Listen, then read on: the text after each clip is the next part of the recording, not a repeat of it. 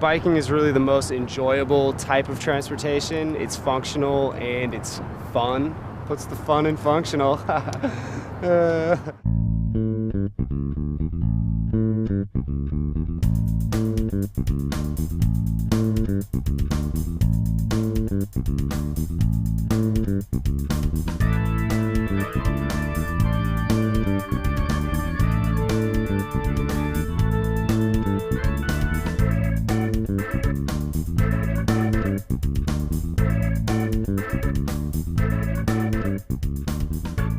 My name is Allison Hill, and I'm the Director of Development and Communications for the Community Cycling Center. I've been here for a year as an employee, and I was here for a year before that as a volunteer. Right now, we're in the basement of the Community Cycling Center, and this is a place that not a lot of people get to see. And all the bikes that are hanging in these racks have been donated by people in the community, and every year we get about 5,000 bikes donated. And above us, we can hear people walking back and forth because that's the bike shop. And there are people up there looking at bikes, working on bikes, testing bikes, looking at accessories, and people offering programs. In a couple of minutes, we might hear a lot of feet, and that might be the summer camp kids getting back from their bike ride at the end of the day. Bike summer camp is really all about having fun on bikes. And so what's the best way to have fun on bikes? It's getting out and exploring the neighborhoods. And so we start here at the Community Cycling Center, and it really depends on the age of the kids and their skill levels because each camp is slightly different. But you know, they'll look at the bike map in the morning and they'll figure out where they want to go. Sometimes they'll go to a pool if it's a hot day, and sometimes they'll go to you know, the firehouse if it's a rainy day. Or if they're feeling adventurous, they'll ride up to the top of Mount Tabor or to Rocky Butte. It really depends. But again, the key is really just getting out and seeing this great city that we live in and being a part of the bike community. I wanted to take this camp because I wanted to get better at bike riding, and because I just learned how to ride a bike. That would be a little hard for me. So I came to this camp. We learned how to take a tire off the bike and the tube out of it, and then get the air into the tube if you have a flat tire, and then put it back in. Well, you mentioned the Holiday Bike Drive, and that's one of our favorite events of the year. That's where we create the next generation of cyclists because we help give away 500 bicycles to kids whose families couldn't otherwise afford them. And the Holiday Bike Drive is, it takes place at Legacy Emmanuel Hospital, and we invite kids who have been recommended from social service agencies whose families could use a bike.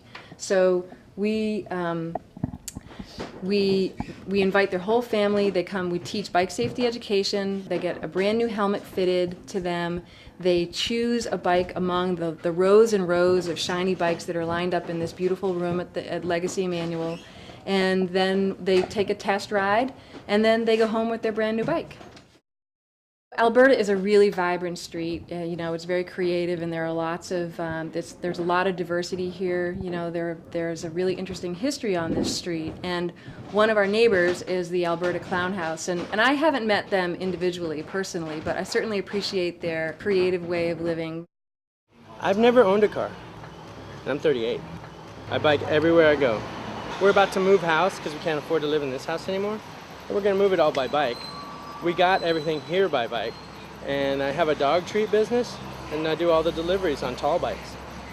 So you don't need a car. You don't need a car. You can get to all of the same places on a bike, sometimes faster, and it puts out no gas emissions, doesn't waste fuel, good exercise. So yeah, I prefer bikes to cars. I think Portland definitely has a bigger biking community than the town I came from. I lived in Santa Barbara at one point, and they have a really nice bike network system, but I wasn't biking as much then.